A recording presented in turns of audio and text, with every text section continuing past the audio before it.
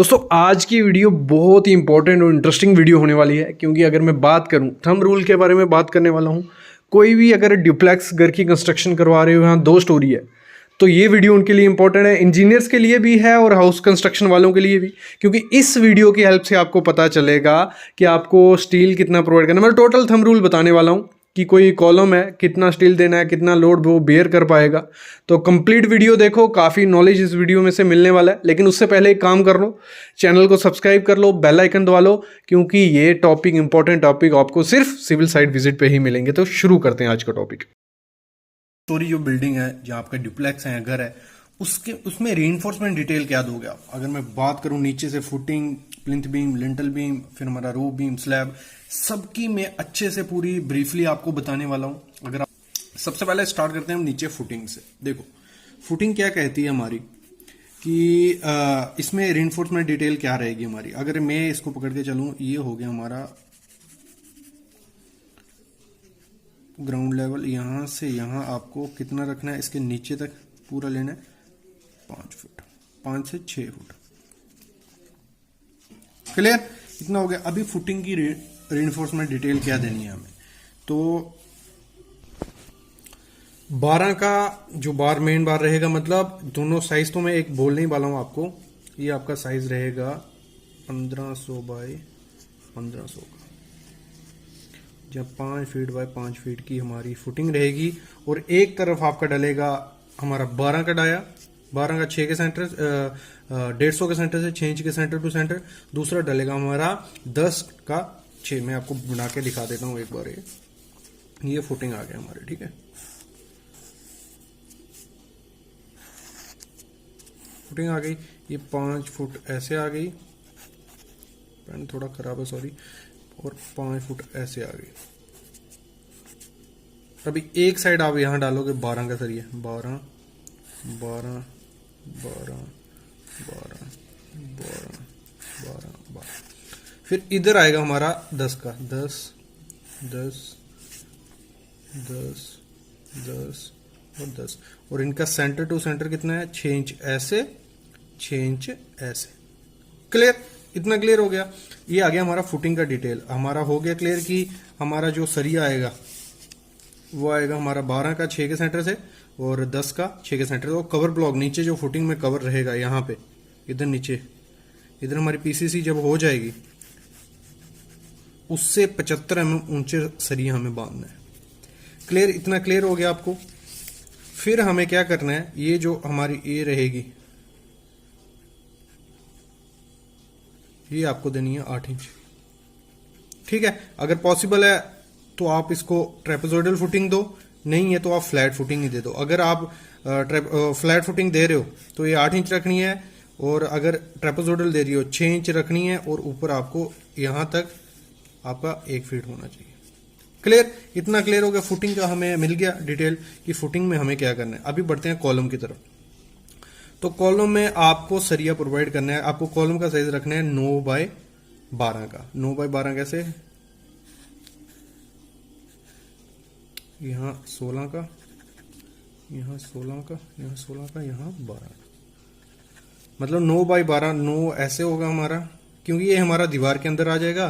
12 हमारा ऐसे हो जाएगा, 12 इंच, ठीक है। और सरिया देना है 16 का 4 नग, 1 2 3 4, और 12 का देना है 2 नग, 1 और 2। फिर आपको जो रिंग प्रोवाइड करना है, ये वाला जो रिंग, ये आपका 8 का डाया का होना चाहिए। और ये जो आपकी स्पेसिंग रहेगी कॉलम में, ये स्टीरअप की, वो आपको रखनी है 6 इंच। क्लियर? इतना क्लियर हो गया हमारा कि कॉलम का डिटेल भी आ गया, फुटिंग का भी आ गया। और ये जो एल रखना है आपको, यहां से लेके आपको यहां रखना है 45D, ठीक है। मतलब आपका ये 800 mm, 45 से 50D। और 50D पकड़ के चलो, क्योंकि पूरी बिल्डिंग में हम 50D देंगे। तो यहां से लेके यहां तक 800 mm आपका होना ही होना चाहिए। क्लियर? इतना हो गया। अब ये बढ़ते हैं हम ऊपर प्लिंथ बीम की तरफ। तो आपको प्लिंथ बीम का जो साइज रखना है, वो रखना है आपको 9 बाय 12 का, सेम जैसे हमारा कॉलम का था ना। लेकिन यहां ऐसे, अगर मैं यहां से सामने से देखूं, ऐसे हमारा 12 इंच होगा, और ऊपर से जो हमारा होगा ऐसे, मतलब ऐसे, ये वाला साइज वो हमारा 9 इंच होगा। क्लियर। और सरिया क्या देना है आपको, उसमें 12 डाया का आपको नीचे, मतलब ऊपर हमारा 12 का डाया रहेगा 2 नग।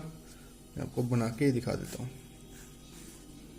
हमारा दिख रहा भी है। ये जो ऊपर वाला सरिया है ये हमारा 12 का रहेगा और नीचे का हमारा 16 का सरिया रहेगा, 16 का 2 नग। क्लियर। इतना हो गया हमारा कि इसमें भी हो गया। और इसमें जो रिंग आएगा, ये रिंग, वो भी हमारा 8 डाया का होगा। सेंटर टू सेंटर कितना रखना है, 6 इंच हमें उसको रखना है। कितना, 6 इंच। क्लियर। अभी बढ़ते हैं हम ऊपर आ जाते हैं लिंटल में। लिंटल में आपने क्या सरिया देना है, लिंटल का हमारा रहेगा 9 बाई 9 का हमारा लिंटल रहने वाला है। और उसमें आपको सरिया देना 12 डाया का 4 नग।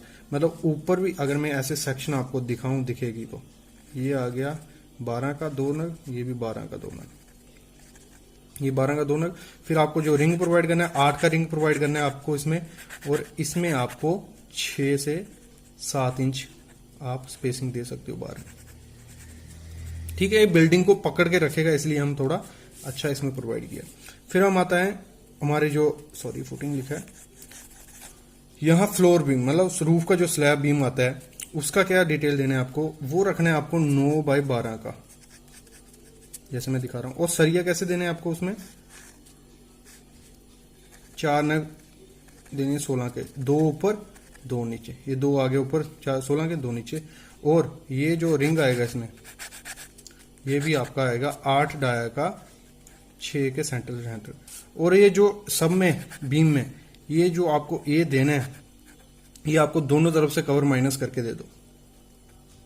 ठीक है, बीम में ये कम से कम, अगर मैं कितने अभी बीम बोला मेरा, ये हमारा है 12 इंच का है ना, तो दोनों तरफ से कवर छोड़ देंगे। और इसमें आपको कवर कितना यूज करना है, 2 इंच बोल लूं या 50 mm मैक्सिमम कवर होगा। और मिनिमम आपको 40 mm कवर रखना ही रखना है इसमें। क्लियर हो गया। और फिर आते हैं हम स्लैब की बात। मैं अलग वीडियो भी लाने वाला हूं सबकी स्लैब के में, कि 2 स्टोरी की स्लैब है उसमें कितना, सब में मैं बताने वाला हूं। लेकिन इसमें मैं बता दूं, अगर आपको स्लैब का जो सरिया देना है वो देना है आपको, ये स्लैब आ गई आपकी, आपको जो मेन बार होगा, अगर ये छोटा हिस्सा है, जिस तरफ छोटा हिस्सा होगा ना वहां मेन बार पड़ेगा। ये छोटा हिस्सा है, यहाँ पड़ा हमारा मेन बार, ये डालना है आपको 10 डायेगा सेंटर टू सेंटर। और ये जो डिस्ट्रीब्यूशन बार रहेगा, ये डालना है आपको 8 का। और आपको जो स्पेसिंग रखनी है यहाँ 6 inch center to center spacing पकड़ के चल रहे हैं। नीचे से ऊपर तक मैंने आपको बता दिया, आपकी स्पेसिंग 6 इंच रहेगी, उससे ज्यादा आपको कभी नहीं करनी है।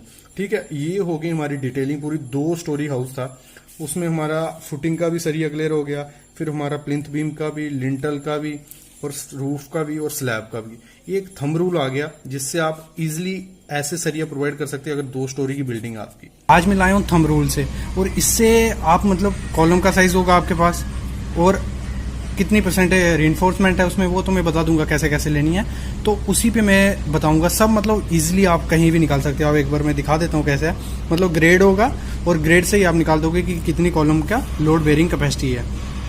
तो सबसे पहले फ्रेंड्स, चैनल को सब्सक्राइब कर लो, शेयर करो और कमेंट करो। जो चीज़ आपको नहीं पता चलती है वो मैं उसमें जरूर बताऊंगा। इसमें क्या है, जल्दी जल्दी में आपको कुछ चीज़ें नहीं समझ आएंगी, तो आप कमेंट करो, जो चीज़ आपको नहीं पता चलती है मैं बताऊंगा। तो आज का टॉपिक हम स्टार्ट करते हैं अपना, load carrying capacity of column thumb rule के हिसाब से।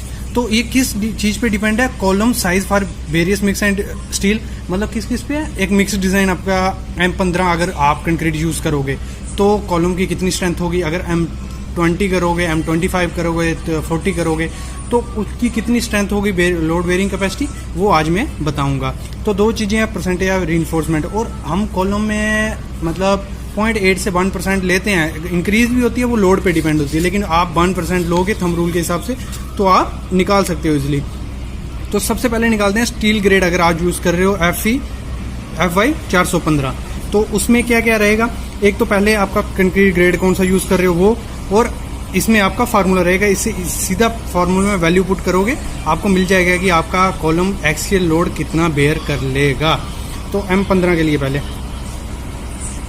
तो इसमें क्या है, P आपका आ गया, मतलब जो लोड निकालना है कॉलम का, बेयरिंग कैपेसिटी निकलेगी, उसकी कांस्टेंट वैल्यू क्या लेनी है थंब रूल में, 2.7205। और P कितना क्या है हमारा, रीइंफोर्समेंट जो मैंने बताया, ये आपने हमेशा 1 रखना है, मतलब 1% ही ले रहे हो, लगभग 1% ही होती है। ये नीचे मैं एक बार दिखा देता हूँ पी के अपना स्टील परसेंटेज, जो आपको 1 लेनी है। दूसरा है हमारा कांस्टेंट वैल्यू 6, अगर M15 है तो फिर क्या है हमारा B और D, और B क्या है हमारा ब्रेड्थ ऑफ कॉलम, मतलब जो ब्रेड्थ होगी ना आपकी कॉलम की वो ले लेनी है, और D हो गया डेप्थ। और जो वैल्यूज़ लेनी है आपने सब कितने में लेनी है, mm में, मीटर में कोई वैल्यू नहीं लेनी है, क्योंकि ये आपका mm में आएगी वैल्यू। तो ये मिल गया, ये आपको चलेगा 1, और ये हो गया हमारा 6 कांस्टेंट वैल्यू रखनी है। B आपकी विड्थ आ गई कॉलम की, D उसकी डेप्थ आ गई, और उसको डिवाइड कर देना है किससे, 1500 से। तो आपको मिल जाएगा आपका कॉलम का लोड बेरिंग कैपेसिटी कितनी है, किस चीज़ के लिए, M15 अगर ग्रेड यूज़ कर रहे हो, और स्टील कौन सा कर रहे हो, 415 FE 415। अगर M20 करोगे फिर आपका फार्मूला हो जाएगा P = 2.7005, P आपका 1 रहेगा, प्लस 8 कांस्टेंट वैल्यू रहेगी, B आपका सेम वही विड्थ ऑफ कॉलम छोटे वाले की, और D आपकी डेप्थ, मतलब वो कितना लंबा कॉलम है, और डिवाइड बाय 1500 अगर M20 और 415 है। वैसे ही M25 के लिए भी ऐसे ही रहेगा, P 2.6805, P plus 10 constant value, BD divide by 1500। M30 के लिए भी सेम रहेगा, ठीक है। M35 के लिए भी ये फार्मूला आ जाएगा, और वैल्यू P हमारा 1 ही रहेगा, B आपका विड्थ आ गई कॉलम की, D डेप्थ आ गई, डिवाइड बाय 1500, और M40 के लिए भी यही रहेगा। ये निकल गया हमारा F 415 के लिए।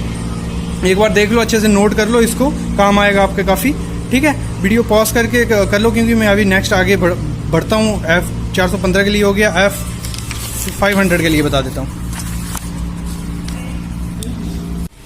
तो अभी हम इसका देख लेते हैं, मतलब स्टील ग्रेड अगर आपका कितना है, FY 500, और सीमेंट ग्रेड अपना वो वैसे 15 से 40 तक देख लेंगे। और इसका जो एक्सियल लोड कैरिंग कैपेसिटी निकालने का फार्मूला क्या रहेगा, P = 3.29, P अपना 1% ले रहे हैं हम कॉलम के लिए, plus 6 BD divide by 1500। B क्या आ गया आपका विड्थ ऑफ कॉलम, और D आ गया आपकी डेप्थ ऑफ कॉलम।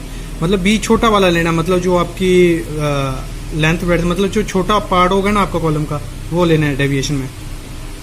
M20 में आ गया हमारा P = 3.27, P plus 8 BD divide by 1500, ये M20 के लिए आ गया। और स्टील ग्रेड कितना होगा हमारा, FY 500, ये देखना है। वैसे ही हमारा M25 के लिए कितना आ गया, P = 3.25, P हमारा 1% plus 10 BD divide by 1500। M30 के लिए भी सेम रहेगा ऐसे, 3.23, P 1 आ गया, प्लस 12 B आपका आ गया कॉलम का। मैं एग्जांपल दे दूंगा लास्ट में एक छोटी सी कि कैसे करेंगे। M35 के लिए ये फार्मूला आ गया आपका, M40 के लिए ये आ गया। एक बार अगर आपको ये नोट्स में लिखना है तो एक पॉज करके वीडियो आप लिख सकते हो, ठीक है। ये आ गया FY 500, और ग्रेड आ गए उनके हिसाब से। अगर स्टील ग्रेड आपका है FY 550, तो इसमें क्या है आपका, मतलब जो कंक्रीट ग्रेड होगा आपने यूज किया M15, M20, M25, वैसे ही इसके लिए फार्मूला क्या रहेगा लोड कैरिंग कैपेसिटी निकालने का, वो रहेगा आपका P = 3.625 P आपका आ गया 1%, क्योंकि हम कॉलम में ले रहे हैं 1%, प्लस 6 VD डिवाइड बाई 1500। मतलब सेम फार्मूला आपका सबके लिए रहेगा, लेकिन जो आपकी कांस्टेंट वैल्यू होंगी वो चेंज करेंगे किसके हिसाब से, एक तो स्टील ग्रेड के हिसाब से कि कौन सा यूज कर रहे हो, दूसरा आपका कंक्रीट ग्रेड। तो M25 के लिए क्या रहेगा हमारा सेम, P = 3, मतलब मैं अभी सेम फार्मूला रहेगा, मैं बताऊंगा नहीं, आप वीडियो पॉज करके इसको उतार लो। अभी मैं बता देता हूँ एग्जाम्पल, मतलब इसका कोई एक एग्जाम्पल दिखा देता हूँ कि करना क्या है आपको, ठीक है। अगर आपका कॉलम है कोई 300 बाई 300 का, और उसकी हाइट है, स्टैंडर्ड हाइट ले लेते हैं 3 मीटर, ठीक है। तो इस आपको चाहिए क्या क्या आपको, मतलब मैं निकालता हूँ। अगर हम यूज़ करें M25, और फार्मूला क्या है, अगर उस कॉलम को लोड बेरिंग कैपेसिटी कितनी है उसकी वो कैसे निकालेंगे, P = 3.585, P हम ले रहे हैं 1% प्लस 10, B हमारा कितना है 300, और डेप्थ कितनी है उसकी 3 मीटर, मतलब इसको हम ले लेंगे mm में। ये करके उसको डिवाइड कर दो आप, तो आपको मिल जाएगा कि उस कॉलम की लोड बेरिंग कैपेसिटी कितनी है। अगर मतलब आपको कोई घर बनाना है इन फ्यूचर, मैंने एक पहले वीडियो डाली थी, उसमें दिखाया था कि कॉलम कैसे, मतलब स्लैब का कॉलम पे कितना लोड आने वाला है, वो निकाल लो। फिर इस फार्मूले से निकाल लो कि वो कॉलम उस लोड को वेयर कर पाएगा, उसी हिसाब से आप वहाँ अपना स्टील ग्रेड यूज़ कर सकते हो। जहाँ कौन सा ग्रेड यूज़ करोगे वैसे उसको कॉलम की स्ट्रेंथ आपको पता चल जाएगी, ठीक है फ्रेंड्स।